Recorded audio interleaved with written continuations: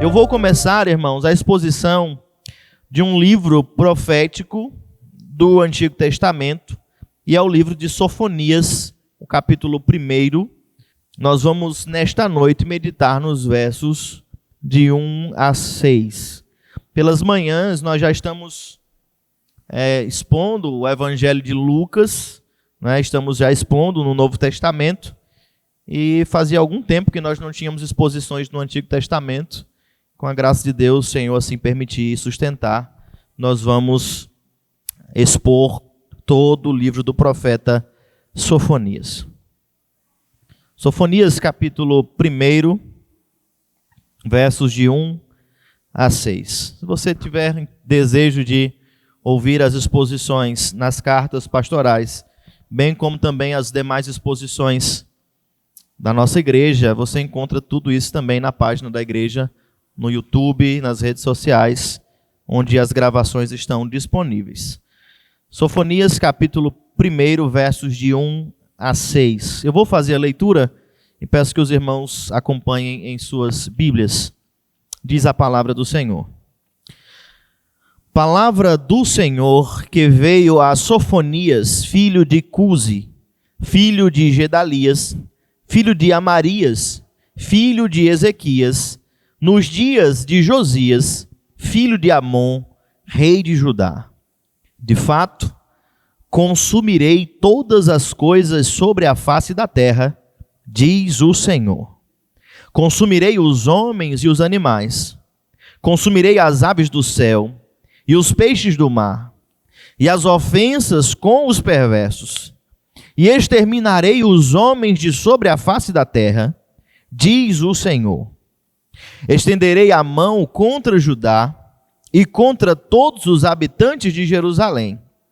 Exterminarei deste lugar o resto de Baal, o nome dos ministrantes dos ídolos e seus sacerdotes, os que sobre os eirados adoram o exército do céu, e os que adoram ao Senhor e juram por ele e também por Milcom. Os que deixam de seguir ao Senhor e os que não buscam o Senhor, nem perguntam por ele. Amém. Oremos. Querido Deus, Pai bendito, te louvamos, ó Deus, pela tua palavra, ó Pai. Sabemos que toda ela é inspirada pelo Senhor e útil para o ensino, para a correção, para a repreensão, para que todo homem de Deus seja perfeito e perfeitamente habilitado para toda boa obra. Sabemos, ó Deus, que é tua palavra, que é viva, que é eficaz. Sabemos que é santa e sabemos, ó Deus, que por meio dela o Senhor governa a tua igreja, o Senhor dirige o teu povo, o Senhor alimenta as nossas almas. E por isso, ó Deus, nós te bendizemos e te suplicamos também, ó Deus, que agrade ao Senhor falar a nós por meio da tua santa lei. Que a tua palavra, ó Deus, encontre morada nos nossos corações e que a tua verdade resplandeça diante dos nossos olhos e a glória de Cristo seja vista. Nós te pedimos isso, ó Deus, para o bem do teu povo, para o bem do teu rebanho, para o bem da tua igreja, para o bem também daqueles, ó Deus, que ainda não te servem, mas que hoje têm ainda a oportunidade de atender ao chamado e ao livre convite, à livre oferta do Evangelho. Que eles sejam então, ó Deus, quebrantados pelo Senhor, que o Senhor abra os seus olhos, ó Deus, para que eles percebam a necessidade urgente que todo homem tem de Cristo Jesus como seu Salvador. Nós te louvamos, ó Deus, em nome de Jesus Cristo. Amém. Irmãos, é realmente difícil, né, tratar de alguns assuntos à luz das Escrituras, não porque eles não sejam claros nas Sagradas Escrituras, mas principalmente porque nos nossos dias há uma certa sensibilidade no que diz respeito a alguns determinados assuntos. Quando eu estava pedindo a Deus e orando para que Ele me dirigisse assim para o novo livro que iríamos expor, ao ler o texto de Sofonias, eu percebi que isso me traria muita dificuldade, né? Tanto por ser uma profecia, como por ser uma mensagem que não é popular nos nossos dias. Mas como é palavra de Deus, e não há interesse nenhum em ser popular, e sim em ser fiel, nós vamos observar, irmãos, desde já, e o tema que gira em torno deste texto que lemos, que vai saltar aos nossos olhos, ele vai tratar sobre o juízo de Deus e sobre a extensão desse juízo. O texto ele vai apresentar Sofonias, vai fazer algumas descrições a respeito de quem ele é, do período mais ou menos onde ele foi profeta, nos dias de Josias, sendo também descendente de Ezequias, ou seja, ele tinha uma linhagem real, era um profeta, mas um profeta de uma linhagem elevada. Só que, fora isso, a identificação, não há nada mais a respeito de Sofonias, e também não há nenhum corpo, um contexto que se achegue para nos trazer compreensão a respeito de o que motiva esta mensagem. Nós podemos supor, tendo como base o descrito, o período dos dias de Josias, e Josias foi um bom governante, não é? Ao contrário de seu pai, ele foi um bom governante e promoveu reformas em Israel. Agora, nós não sabemos se esta mensagem ela é anterior às reformas ou ela é posterior às reformas. Mas nós sabemos que o Senhor promete juízo. O Senhor promete condenação. Nós vamos poder observar isso no decorrer do livro de Sofonias. 70% do texto são ameaças, advertências. É o Senhor falando contra Jerusalém, é o Senhor falando contra os filisteus, é o Senhor prometendo juízo sobre os povos. E é uma característica, irmãos, que praticamente tem se negligenciado. Mas quando nós falamos sobre o Evangelho, irmãos, nós estamos falando sobre a salvação, mas a salvação de quê? Hoje, nas igrejas evangélicas, a gente vai ouvir as promessas, né, de boa vida, de paz, de estabilidade, de segurança, de bênçãos financeiras, quando o Evangelho é uma mensagem que remete à salvação, e à salvação de algo. Existe sobre todo homem que nasceu de mulher um peso de condenação, porque a Escritura deixa claro isso, que todos são pecadores.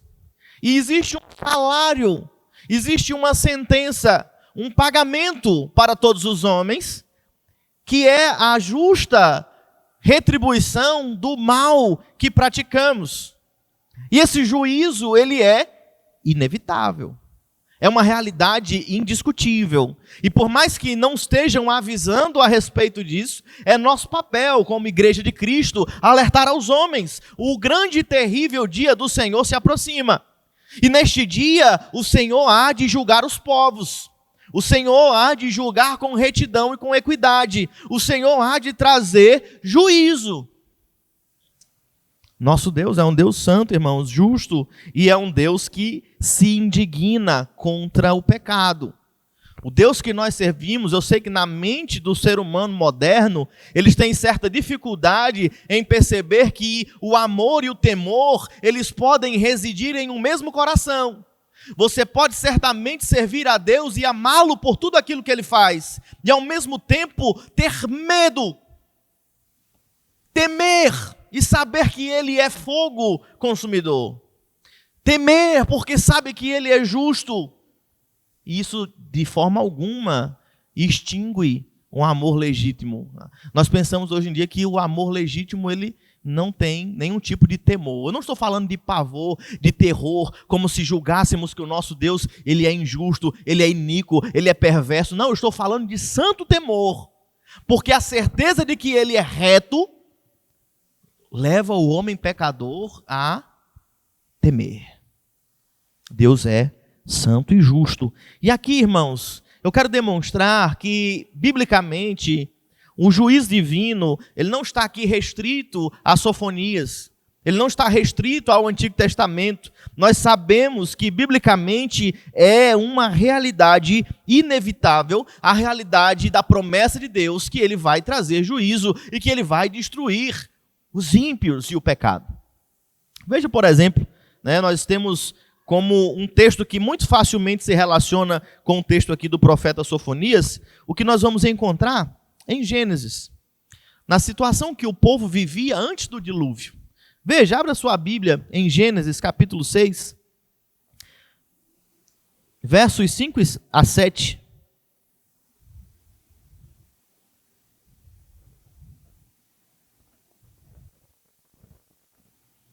Gênesis capítulo 6, versos 5 a 7 diz assim: Viu o Senhor que a maldade do homem se havia multiplicado na terra, e que era continuamente mal todo o desígnio do seu coração.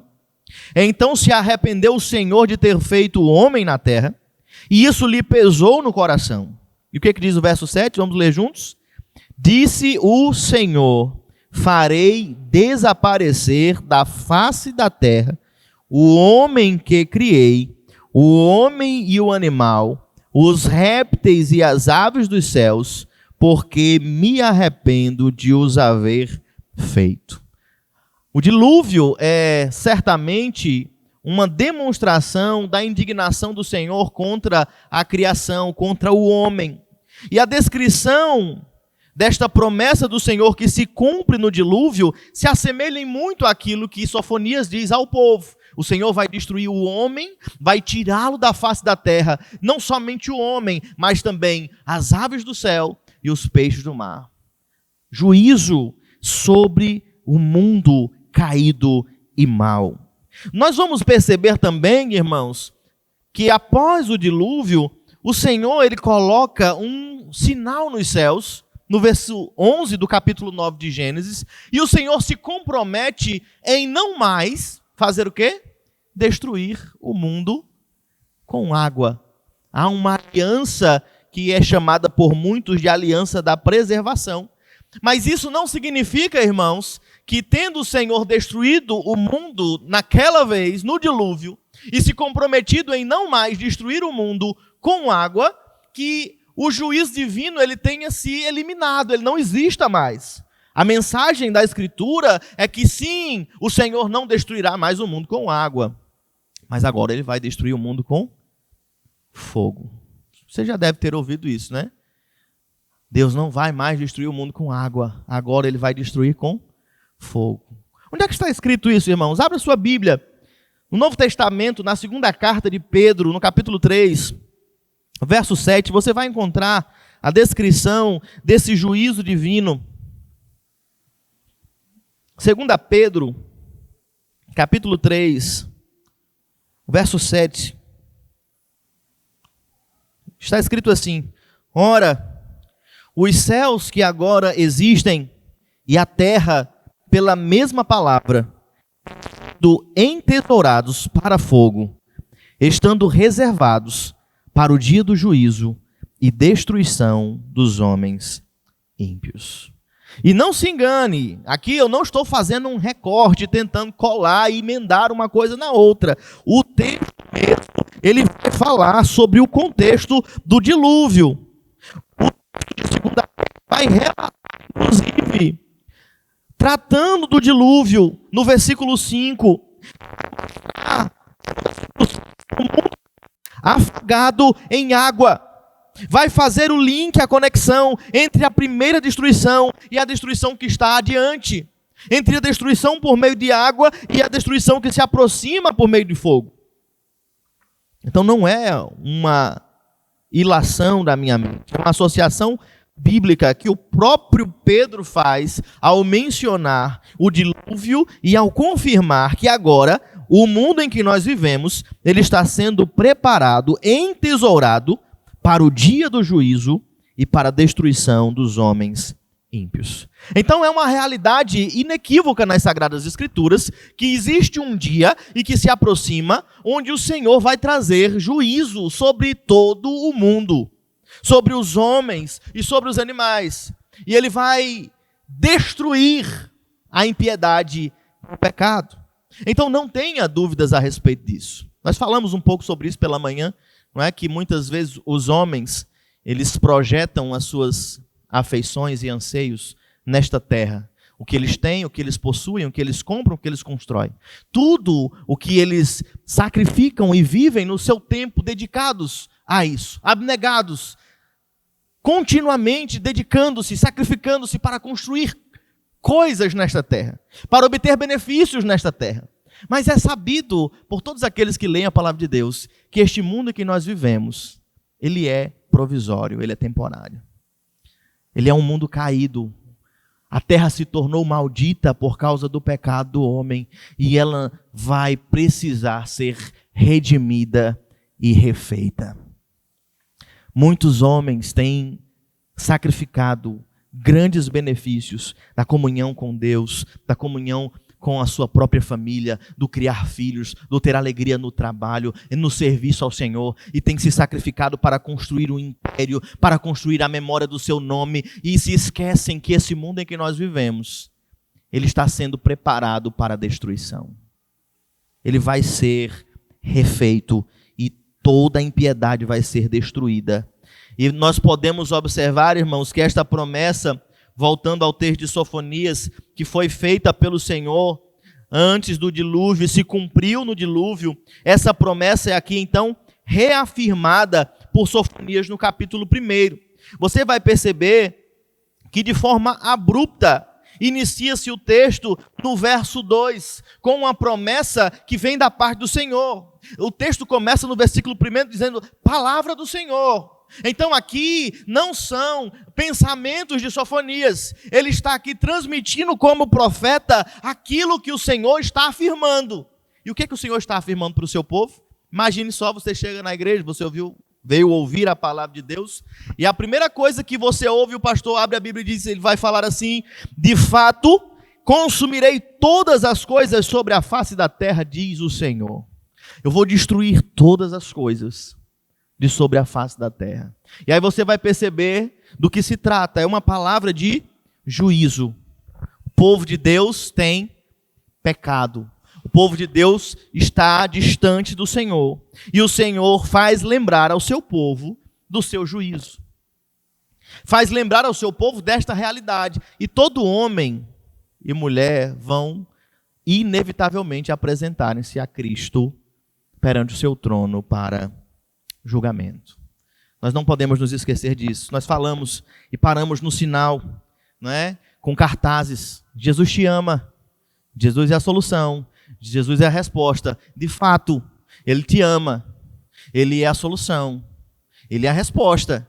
Mas você precisa entender do que Jesus Cristo te liberta. Do que Ele te livrou. Por que foi necessário o Pai enviar o Filho? Qual o preço que estava sobre ti e que Cristo te resgata?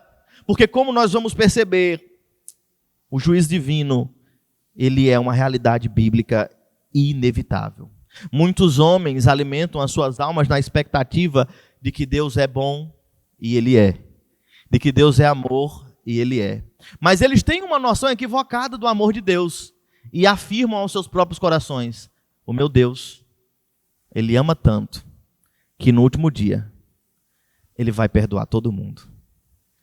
Você pode ler a sua Bíblia inteira, de Gênesis a Apocalipse, e você não vai encontrar nenhuma afirmação que corrobore com esse pensamento tolo que tem alimentado a mente e o coração de muitos homens. Na verdade, a convicção teológica, a convicção bíblica é que quando vier o juízo, o Senhor vai julgar a todos com equidade. E Ele vai lançar o próprio Satanás com os seus anjos no tormento eterno, no lago de fogo. E todos aqueles ímpios que rejeitaram ao Senhor serão lançados também para a mesma condenação. Então, certamente, irmãos, o nosso Deus, Ele é amor, mas Ele não deixou de ser justo por ser amoroso.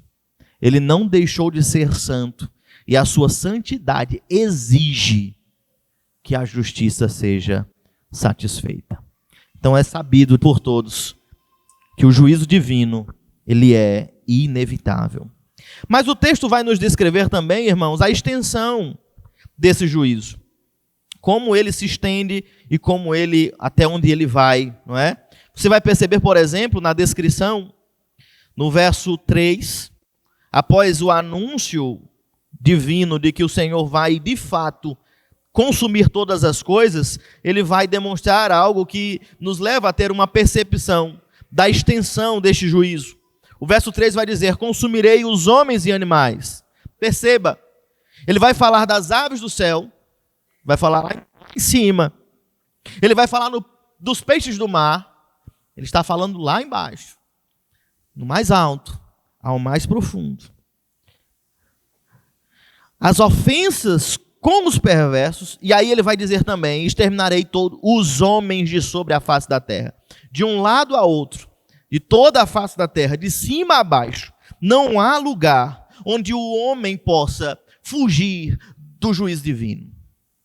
Não há quem possa escapar. E é interessante até a descrição do verso 3, irmãos, porque o Senhor, ele vai consumir tanto as ofensas quanto os perversos. Existe outro pensamento tolo, evangélico, que afirma que Deus, ele odeia o pecado, mas ele ama o pecador. Certamente, irmãos, o Senhor ama o mundo de tal maneira que deu o seu Filho unigênito. Mas quando se trata do juízo divino sobre os impenitentes, sobre aqueles que se rebelaram contra o Senhor, quem vai sofrer juízo é tanto o pecador como o pecado. O Senhor vai extirpar do mundo tanto a ofensa como aquele que ofende, tanto o malfeitor como a sua ofensa. Então não se engane, acreditando que existe algum lugar, além do que eu vou revelar, onde o homem pecador possa se esconder da ira divina. Não há. Só existe um único lugar, isso vai ficar claro nas Escrituras Sagradas, mas fora deste lugar não existe outra escapatória. O juízo divino se estende sobre toda a terra, a criação inteira, os animais, os homens, os ímpios e as suas obras, eles serão submetidos ao juízo e à ira divina. Mais do que isso, irmãos, o texto agora deixa de lado a criação e deixa de lado os ímpios e concentra-se no povo de Deus. Ele vai falar sobre Judá e sobre os habitantes de Jerusalém. Isso é muito importante, irmãos. O profeta, ele está falando do juízo inequívoco de Deus sobre a humanidade, sobre o mundo criado, mas ele vai falar especialmente aqui para o povo que é denominado povo de Deus. O povo que é herdeiro da aliança, o povo que, por nascimento, seria ali membro do pacto. Seria a igreja nominal. Aqueles que se denominam servos do Altíssimo. E a palavra da profecia se dirige a eles, falando a estes que a mão do Senhor também se estenderá sobre eles. Na Nova Aliança, no Novo Testamento, nós encontramos uma passagem que faz lembrar, quando nós sabemos que no meio da igreja, ou no meio do trigo, há também o joio, né? Mas este joio, estando inserido no meio do trigo, ele não vai passar desapercebido no grande dia do Senhor. Aqueles que estão inseridos dentro do povo da aliança de forma nominal, aqueles que são descendentes, são filhos de crentes, são crentes tradicionais, são crentes que aprenderam a prática, que amam os amigos da igreja, mas que ainda assim, estando dentro dos arraiais, não servem a Deus como deveriam, eles também terão a mão do Senhor contra eles. É importante que a igreja se recorde disso, porque a profecia aqui vai para o povo de Deus. E é o povo de Deus, irmãos, o próprio povo de Deus, que é descrito, como nós lemos no capítulo 2, no versículo 1 de Sofonias, que é um povo sem pudor. É descrito pelo profeta como um povo ímpio, um povo iníquo, um povo que estava praticando aquilo que era mal diante do Senhor. Então, a palavra do Senhor se dirige também para estes.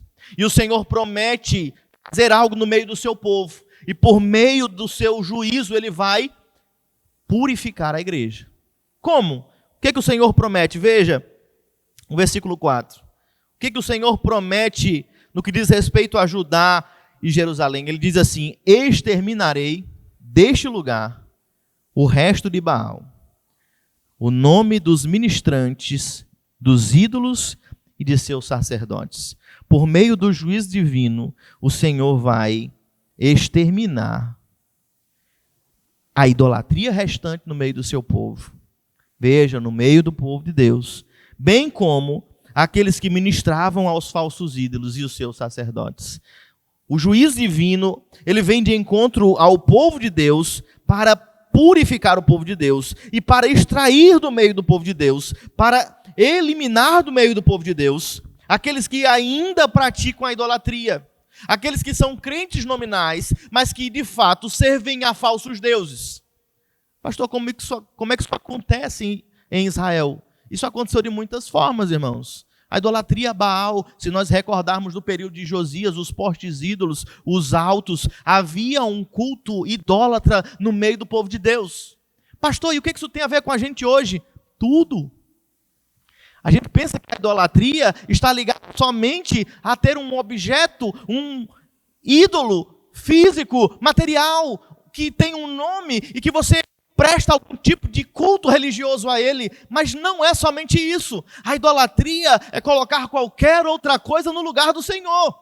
É priorizar e prezar por qualquer outra coisa à frente do Senhor, tomando o lugar do Senhor. E muitos crentes nominais que congregam regularmente têm cometido este pecado, têm servido a falsos deuses. O Deus dinheiro. Muitos têm servido a Deus parcialmente, porque na verdade eles servem ao dinheiro. Outros servem aos prazeres. Outros servem e idolatram a sua própria casa, seus filhos, o futuro dos seus filhos, o seu próprio futuro, o seu nome. Existem muitas formas onde a idolatria é identificada. Há quem ame demais a sua própria imagem, há quem ame demais o conforto, há quem ame demais o seu próprio corpo. E quem, por causa disso, há quem ame demais a preguiça, há quem ame demais a sua própria cama, que não consiga levantar no dia do Senhor e servir ao Senhor com integridade. Há muitas formas de, no meio do povo de Deus, a idolatria estar sendo praticada, mesmo que não seja um ídolo como Baal, como Milcom, como Astarote ou como qualquer um destes, Moloque, que eram presentes no meio do povo de Israel. O que o mundo ama, o que o mundo venera, o que os ímpios desejam, quais são as suas ambições, se estas se tornam as nossas ambições também, nós estamos adorando os seus deuses. O que o mundo deseja? O crente deseja a mesma coisa que o ímpio deseja? As afeições daqueles que nasceram de novo são as mesmas afeições dos ímpios? O que traz prazer e contentamento, o que alegra o coração do crente, é o que alegra o coração do ímpio? Certamente não, irmãos. Porque, como diz a palavra do Senhor, o justo ele tem o seu prazer na lei do Senhor. E na sua lei medita de dia e de noite. Quem ama a Deus e serve a Deus, adora a Deus em todo lugar. E tem a glória de Deus como seu objetivo, como aquilo que move os seus passos, como aquilo que alegra o seu coração. Veja se não é verdade. Há quantas pessoas que nominalmente congregam, mas que ainda assim não são servos de Cristo, são servos de si mesmos. E que tem na igreja apenas um lugar para amortecer a consciência, para sentir-se seguros exatamente contra o juízo divino. Mas não se enganem, porque o dia do juízo, como é descrito no próprio texto de Sofonias, o terrível dia do Senhor, ele virá. E não importa se você é nominalmente cristão, se você viveu uma vida inteira na igreja e é oficial da igreja, importa se de fato você nasceu de novo. Não se engane, o juízo do Senhor, a mão do Senhor se estenderá também contra Judá e contra os habitantes de Jerusalém. Então nós vamos perceber os idólatras sendo aqui descritos. Nós vamos perceber também no versículo 5, aqueles que adoram o exército dos céus, não é? Que servem, podemos dizer, a própria natureza, ou também aqueles que amam e veneram os anjos, que buscam uma adoração que seja contrária à que é prescrita nas Sagradas Escrituras, que também é um tipo de idolatria, mesmo não seja a idolatria a um objeto. Mas há muitas pessoas que acreditam e confortam-se de possuírem uma espiritualidade, a parte da revelação, que acreditam em Deus, nas boas energias, são pessoas boas, que fazem o bem, que lutam contra as forças das trevas, aquilo que é mal, mas rejeitam a Cristo e rejeitam a Deus como Ele se revela. Pessoas que gostam da espiritualidade e que amam a mãe natureza, e que buscam uma vida sustentável e que buscam de alguma forma uma elevação do seu espírito. Mas isso também vai se demonstrar completamente infrutífero, porque o juízo do Senhor também se estenderá sobre estes. A descrição, irmãos, se estende também àqueles que têm uma adoração dúbia, duplicada, porque servem a Deus, por assim dizer, e o versículo 5 continua dizendo, e juram por Ele e também por Milcom. Quem é Milcom? Milcom é a descrição de uma divindade amonita, também tratada no livro dos reis como a abominação dos amonitas. Então o Senhor Deus, Ele vai trazer juízo também sobre aqueles que juram em nome do Senhor, mas que têm a sua devoção compartilhada. Eles servem a Deus e a outros ídolos. Eles não são somente idólatras, eles acreditam que é possível dividir a glória do Senhor. É possível ter uma diversidade na adoração, servir a um e a outro. Eu sou muito eclético, né? Eu sou simpatizante de todas as religiões. Eu vou em tal lugar, vou em outro, né? E não tenho problema nenhum. Não é o mesmo Deus? Não é. Não é. O Deus das Escrituras, Ele é extremamente zeloso no que diz respeito à adoração e Ele não divide a sua glória com ninguém. Qualquer homem, o texto neotestamentário vai deixar isso claro. Não é possível servir a Deus e as riquezas. Ou você vai se agradar mais de um e abandonar o outro. É esta a constatação neotestamentária daqueles que acreditam que é possível servir a Deus e a qualquer outra divindade, ou a qualquer um outro anseio. Dividir o governo da vida com o Senhor e com as suas próprias afeições. Dividir o trono que deveria ser exclusivamente do Senhor com qualquer outro, mesmo que seja você mesmo. Não é possível. O Senhor não divide a sua glória. Nós precisamos servir a Deus e a Ele somente. É algo importante, irmãos, que alguns vão ter dificuldade de afirmar, mas biblicamente não existe dificuldade quanto a isso. Nós cremos que o nosso Deus, Ele é o único Deus vivo e verdadeiro. Isso implica, logicamente, que todos os outros são o quê? Falsos deuses.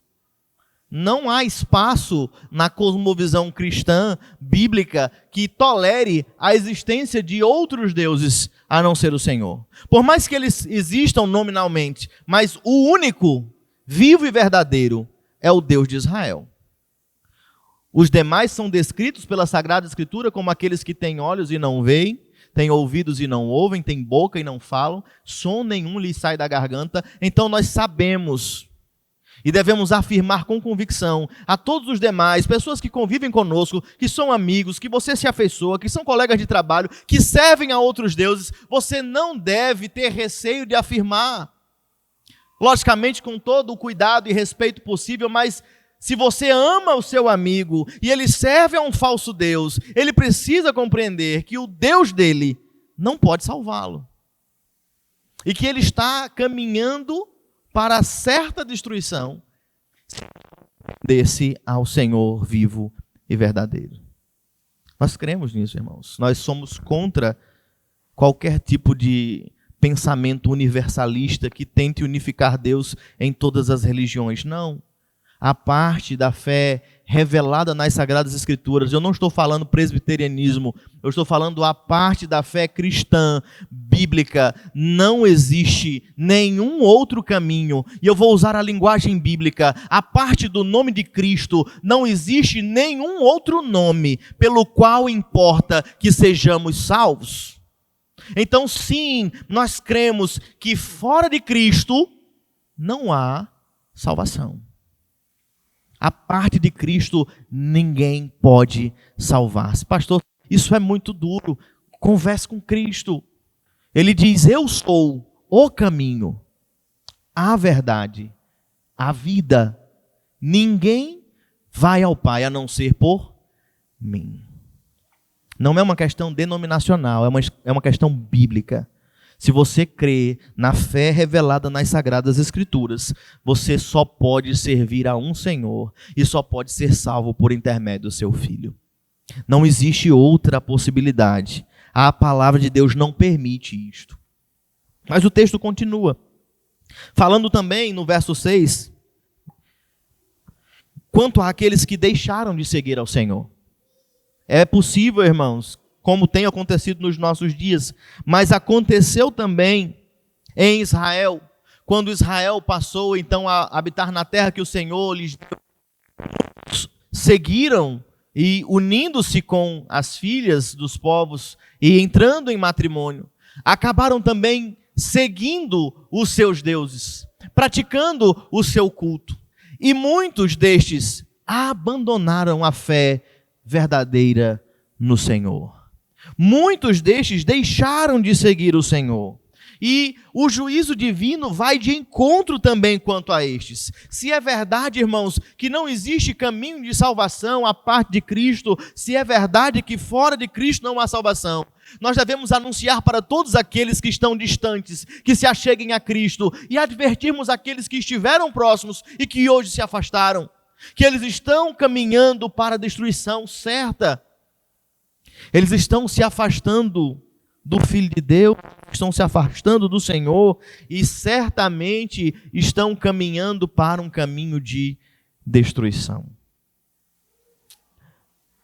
Onde é que eu posso confirmar isso, irmãos? Nós sabemos pelo Novo Testamento, nas palavras do próprio Senhor Jesus Cristo. Nós sabemos nas palavras do próprio apóstolo João: aquele que tem o Filho tem a vida, aquele que não tem o Filho não tem a vida. Cristo é, de fato, a salvação que Deus providenciou. E se nós deixarmos a Cristo, nós estamos incorrendo e caminhando para a destruição certa das nossas almas. O texto segue falando tanto sobre aqueles que deixam de seguir a Cristo, mas também quanto àqueles que não buscam ao Senhor e não perguntam por Ele. Existem pessoas, irmãos, que estão indiferentes.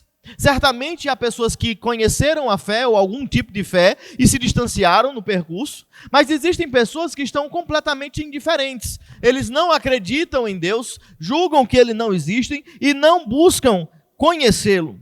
E o texto de Romanos, irmãos, ele nos deixa claro que todos os homens, sem exceção, naquilo que se pode conhecer a respeito de Deus e dos seus atributos, eles são indesculpáveis, porque o Senhor manifesta na criação, na natureza, o seu poder e a sua glória. E estes homens, não glorificando como Deus, eles se tornam culpados diante de Deus. Ah, pastor, mas eu não sou religioso, eu não acredito em Deus. Você pode afirmar isso quanto você quiser, mas no último dia, o fato de você crer nele ou não vai te justificar. Mas vai ser certamente a tua sentença, vai te conduzir ao juízo, ao justo juízo e à condenação.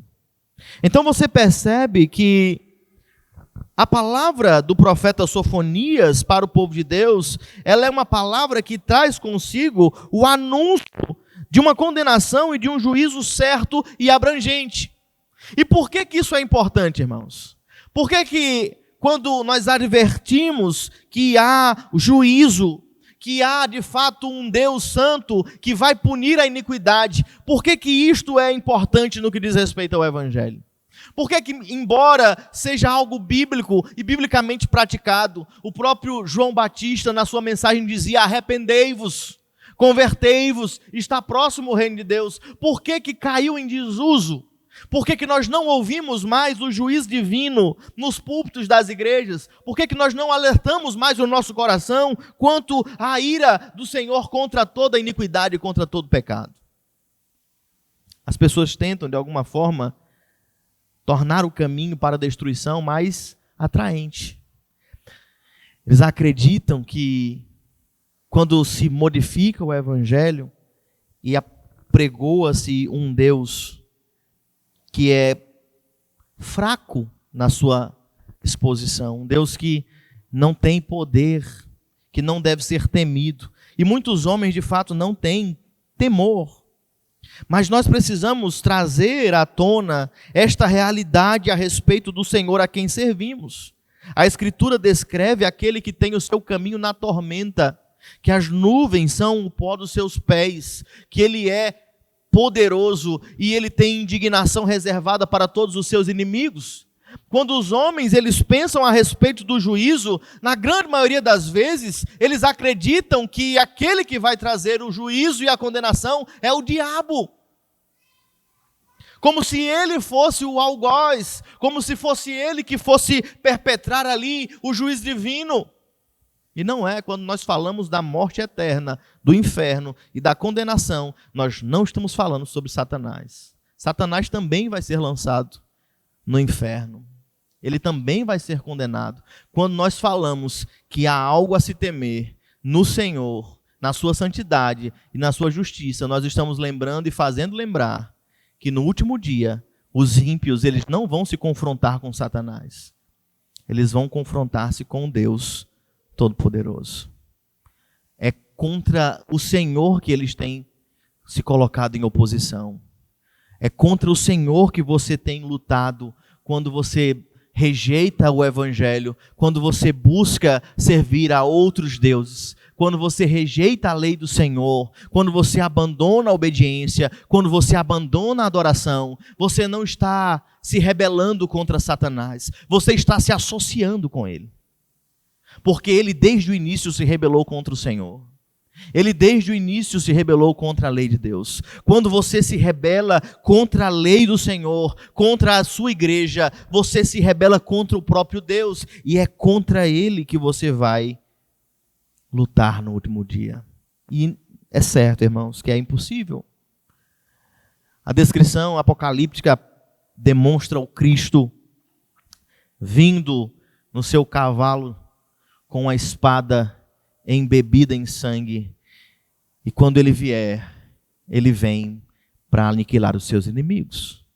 Ele veio como cordeiro, foi conduzido como ovelha muda ao matadouro. Ele morreu, derramou seu sangue, mas quando ele vier novamente, ele não virá mais pregando a misericórdia e a salvação. Ele virá trazendo juízo.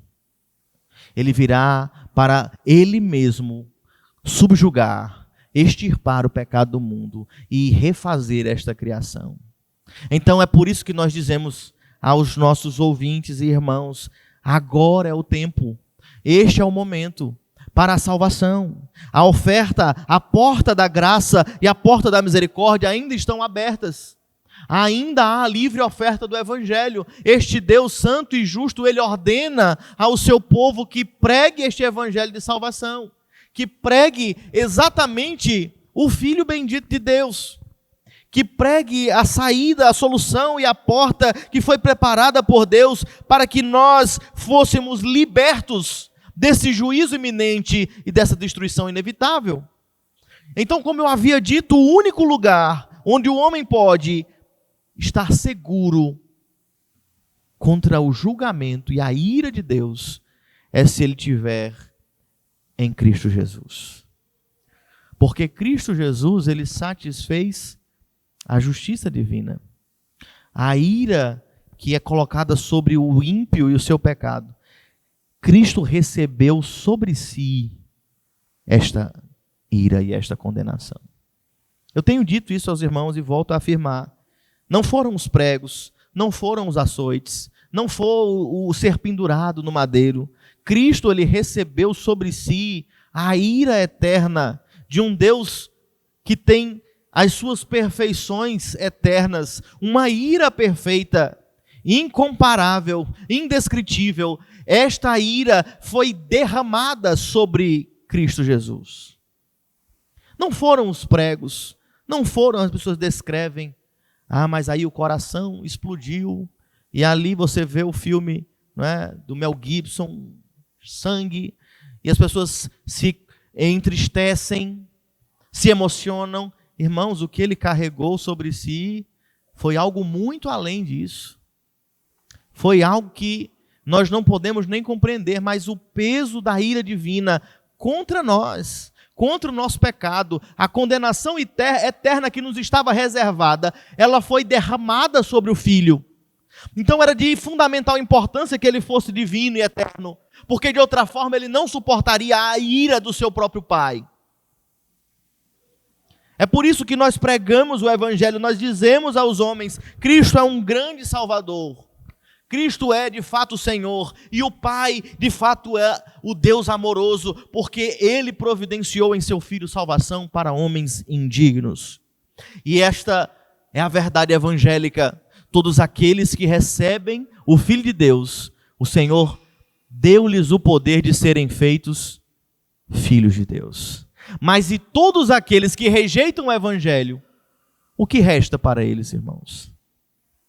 Para todos aqueles que em sua vida rejeitaram a graça salvadora, rejeitaram o Filho de Deus, tendo conhecimento de Deus, não o adoraram como Deus, o que resta para estes homens? É a ira eterna de um Deus santo, um sofrimento eterno. Este cumprimento, a promessa do Senhor, a sua ira, que vai ser derramada sobre toda a impiedade. Esta é a porta para aqueles que rejeitam o Evangelho. Eles vão ser destruídos, vão sofrer o tormento eterno. E nós devemos nos recordar disso, porque quando nós louvamos a Deus pela sua grande salvação, nós estamos louvando a Deus porque Ele nos livrou desta terrível condenação. Ele nos livrou da ira que estava reservada. Ele providenciou e Ele sofreu para que nós pudéssemos de fato ser livres. Tem uma ilustração muito bela, não sei se vocês já assistiram, um dos sermões de Paul Washer na Consciência Cristã, que ele fala exatamente sobre o que Deus fez, né? E ele coloca essa ilustração muito vívida. Tinha um juiz, e este é o Senhor, e apresenta-se a esse juiz um homem que ele é culpado por um crime terrível, um crime hediondo, né? E todos têm plena convicção de que este homem ele é culpado. As provas são suficientes. Não há nada que possa inocentar este homem. Imagine se este juiz, ele diz a este homem: você está livre. E aí a pergunta é: você acha que esse juiz é justo? Certamente o condenado ficou feliz pela sua absolvição. Mas todos os demais que estavam à volta, eles julgaram que este juiz, ele agiu retamente? Faltou algo ali. E algumas pessoas confundem a graça divina com este tipo de pensamento, como se o pecado ele fosse simplesmente ignorado. Mas isso ia corromper certamente a imagem santa e justa do Senhor. E aí ele segue a ilustração dizendo, né, que aquele homem era culpado. E qual era a sua sentença? E então o juiz desce do seu lugar e toma o lugar deste homem e sofre a sentença em seu lugar. Aí ele fala: é exatamente isso que Cristo fez por nós. Ele não simplesmente ignorou a nossa falta. Ele se colocou no nosso lugar e pagou o preço em nosso lugar. Porque a justiça divina precisava ser satisfeita. De outra forma, Deus não seria justo. E é isso que Deus faz por nós, quando Ele nos envia o Seu Filho. Ele entrega o Seu Filho em nosso lugar, para que por meio da justiça de Cristo, nós sejamos salvos. Não é a nossa própria justiça. Nós não temos do que nos vangloriar. Quando somos salvos, nós louvamos a Deus porque qualquer dádiva, qualquer mérito, qualquer boa ação que fazemos, isso é por causa de Cristo. E tudo aquilo que nós fazemos de mal, certamente é nosso mérito, nosso pecado. É por isso, irmãos, que o juízo ele não pode fugir dos nossos olhos. A justiça e a santidade de Deus não podem ser esquecidas, porque se nós nos esquecemos do que Cristo nos salvou, nós barateamos o Evangelho. Cristo, ele sofreu aquilo que nós não conseguimos nem descrever, para que nós pudéssemos receber uma herança que também não podemos imaginar. Então é algo maravilhoso.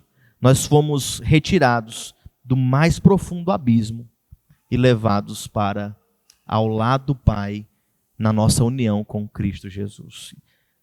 Não existe, irmãos, paralelo em qualquer das religiões no mundo, na história, que tracem uma história de redenção tão grandiosa e tão bela como o Evangelho.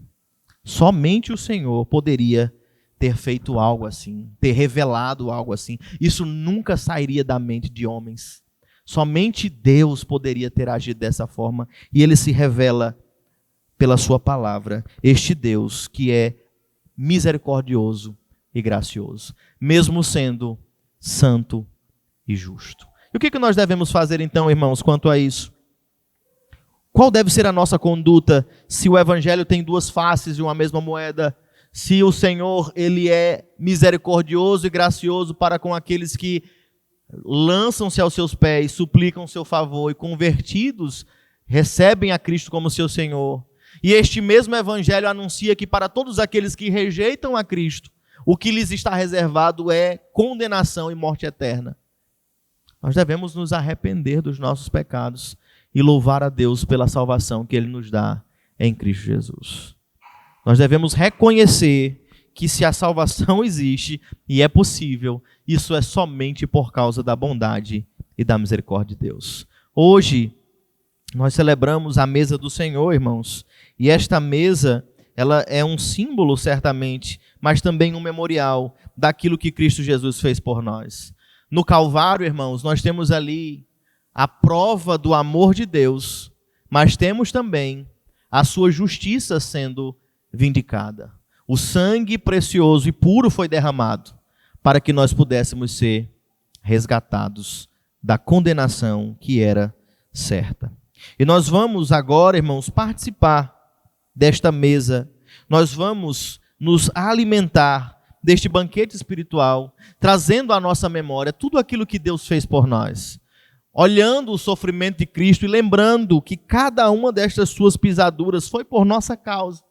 E que nestas chagas há, de fato, pureza e poder para que sejamos restaurados, refeitos e perdoados. Nós percebemos o grande amor de Deus por nós e, simultaneamente, percebemos como odeia o pecado.